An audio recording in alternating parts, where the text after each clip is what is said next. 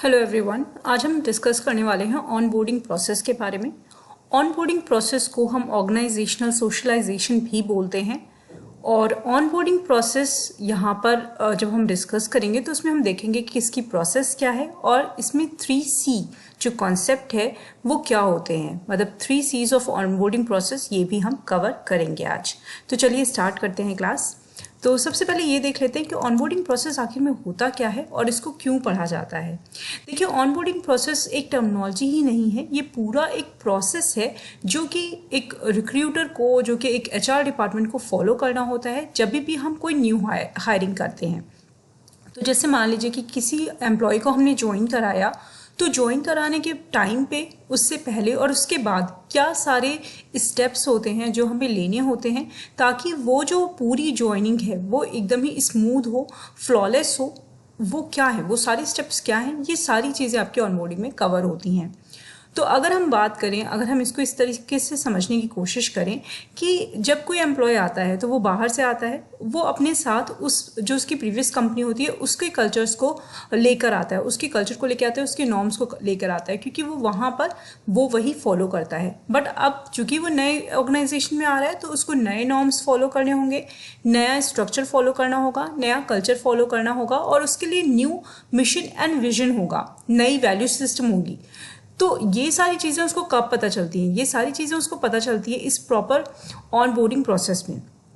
ये जो onboarding process है, यहाँ पर एम्प्लॉय क्या करता है, ये अपना न्यू स्किल गेन करता है, नॉलेज गेन करता है, जो कि उसको हेल्प करेगी पूरे मंथ, मतलब सेवरल मंथ हेल्प करेगी सक्सेसफुली फंक्शन करने में as a member of the organisation. मतलब जब आप कभी भी कोई ऑर्गेनाइजेशन ज्वाइन करते हैं तो वहाँ पर आपको कुछ टाइम लगता है, जब तक उस टाइम में क्या होता है, आप उसका पार्ट बनने की कोशिश करते हैं, उस ऑर्गेनाइजेशन का पार्ट बनने की कोशिश करते हैं। तो इस ऑनबोर्डिंग प्रोसेस में आपको वो सारी नॉलेज दी जाती है, सारी स्किल दी जाती है जो कि आपको हेल्प करे उन पूरे कोर्स ऑफ एक्शन के लिए, उस पूरे कोर्स ऑफ ड्यूरेशन के लिए।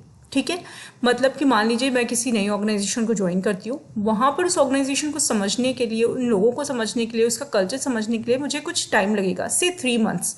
तो वो 3 मंथ में कैसे सर्वाइव करूँगी, क्या बेसिक नॉलेज है जो मुझे हेल्प करनी चाहिए, जो मुझे हेल्प करेंगी, वो सारी नॉलेज हमें ऑनबोर्डिंग प्रोसेस में प्रोवाइड की जाती है। ठीक है, ऑनबोर्डिंग एंड ओरिएंटेशन ये दोनों अलग अलग चीज़ें हैं, इसको ध्यान में रखिएगा। ओरिएंटेशन जो आपका है वो ऑनबोर्डिंग का पार्ट हो सकता है, लेकिन ऑनबोर्डिंग आपका ओरिएंटेशन का पार्ट नहीं हो सकता है। क्यों? क्योंकि ऑनबोर्डिंग अपने आप में एक बहुत बड़ा कॉन्सेप्ट है, बहुत सारी चीज़ें हैं जो इसमें कवर होती हैं। क्या क्या ये सारी चीज़ें, ये हम आगे देखेंगे। तो सबसे पहले तो हम ये देख लेते हैं कि क्या फेजेस हैं ऑनबोर्डिंग की। ठीक है, तो ये जो ऑनबोर्डिंग है इसके 4 फेजेस बताए गए हैं। सबसे पहले जो होता है वो आपका है प्री ऑनबोर्डिंग, मतलब ऑनबोर्डिंग से पहले का टाइम। उस टाइम पे क्या होता है कि जो पर्सन होता है, एम्प्लॉय होता है, उसको फर्स्ट डे के लिए प्रिपेयर किया जाता है। जैसे कि जब आप कहीं ऑर्गेनाइजेशन को ज्वाइन करते हैं तो आपके पास मेल आती है कि आपको फर्स्ट डे इस पर्टिकुलर पर्सन से मिलना है, यहाँ पे रिपोर्ट करना है। तो ये आपकी प्रिपरेशन हो गई फर्स्ट डे के लिए। उसके बाद उसको HR से कोऑर्डिनेट कराया जाता है या वो करता है पर्सन। ठीक है, तो वहाँ पे क्या होता है, वो आपकी ये सारी चीज़ें प्री ऑनबोर्डिंग प्रोसेस है आपका। और उसके साथ साथ उसको वेलकम पैकेज दिया जाता है, जैसे कि मान लीजिए उसका ID हो गया, कुछ बेसिक चीज़ें हो गई, ये सारी चीज़ें उसको प्रोवाइड की जाती हैं। उसके बाद आता है इंट्रोडक्शन का टाइम। यहाँ पर क्या होता है, जो HR होता है या HR टीम जो होती है वो उसको लेके जाती है और उसके बाद वो उनको हेल्प करती है टीम के साथ उनका इंट्रोडक्शन कराने में, उनको टूर्स देती है, पूरा ऑर्गेनाइजेशन का कल्चर समझाती है, मीटिंग्स शेड्यूल करती है, team meetings and introduction meetings schedule करती है, और उसके साथ साथ उसको पॉलिसी, वैल्यूज़ एंड गाइडलाइंस बताती है और एम्प्लॉय हैंडबुक भी प्रोवाइड करती है। ये आपका हो गया सेकेंड फेज। उसके बाद आता है third phase, that is settling in. इसमें क्या होता है, जो नया एम्प्लॉय होता है उसको एक ऑनबोर्डिंग बडी दे दिया जाता है। ऑनबोर्डिंग बडी आपका कोई भी हो सकता है, जैसे कि वो आपका कोई टीम लीडर हो सकता है, आपकी टीम का कोई मेंबर हो सकता है, कोई भी हो सकता है। वो पर्टिकुलर टीम का होगा जिस टीम में आपको काम करना है, मतलब जिस डिपार्टमेंट में आपको काम करना है, जिस टीम में आपको काम करना है, उस टीम का एक पर्सन होगा जो आपको हेल्प करेगा ऑनबोर्डिंग में। जैसे कि हो सकता है वो आपको ट्रेनिंग प्रोवाइड करे, हो सकता है वो आपको नॉलेज शेयरिंग प्रोवाइड करे, ये सारी चीज़ें वो पर्सन आपको करेगा। तो यहाँ पर क्या होता है, यहाँ पर आपको बहुत सारी चेकलिस्ट प्रोवाइड की जाती है एंड वैल्यूएबल रिसोर्सेज प्रोवाइड की जाती है। जैसे कि मान लीजिए टाइम ड्यूरेशन क्या है आपके जॉब का, आपको किस टाइम पे रिपोर्ट करना है, कब कब आपकी मीटिंग होगी, कब कब क्वार्टरली मीटिंग होती है, कब कब आपके टीम मीट्स होते हैं, एनुअल मीटिंग में क्या करना है, ये सारी इन्फॉर्मेशन आपको प्रोवाइड की जाती है। उसके साथ साथ आपको जितनी भी नेसेसरी ट्रेनिंग होती है उसकी टाइमलाइन भी प्रोवाइड की जाती है।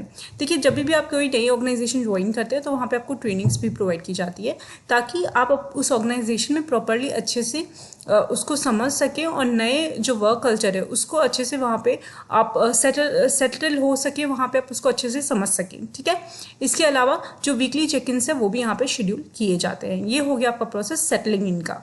ठीक है, जहाँ पर आप जो एम्प्लॉय है वो वहाँ पे जाके ऑर्गेनाइजेशन के अंदर प्रॉपरली सेटल होने की कोशिश कर रहा है। उसके बाद लास्ट होता है आपका फॉलो अप फेज। यहाँ पर ये देखा जाता है कि क्या जो पर्सन है वो प्रॉपरली सेटल हो पाया है या नहीं हो पाया है, या अभी भी उसको कुछ प्रॉब्लम्स है, कोई चीज़ें जो उसको नहीं समझ में आई है, कोई ऐसा कल्चर है जो उसको नहीं समझ में आ रहा है, कोई ऐसी इन्फॉर्मेशन है जो वो चाहता है। तो इस तरीके की चीज़ें हम फॉलो अप में चेक करते हैं। तो ये आपके 4 फेजेस हैं जहाँ पर पूरा प्रॉपर आपका ऑनबोर्डिंग प्रोसेस कवर होता है। ठीक है, प्री ऑनबोर्डिंग, देन आपका आ गया introductions, then settling in and last में आपका फॉलो अप हो गया। ठीक है, अब आगे बढ़ते हैं। अब यहाँ पर हम कवर करेंगे कि 4 C's क्या है ऑनबोर्डिंग प्रोसेस की। देखिए, ऑनबोर्डिंग प्रोसेस की जब हम बात करते हैं तो यहाँ पे 4 C's की बात करते हैं। 4 C यहाँ पर आपको दिया हुआ है।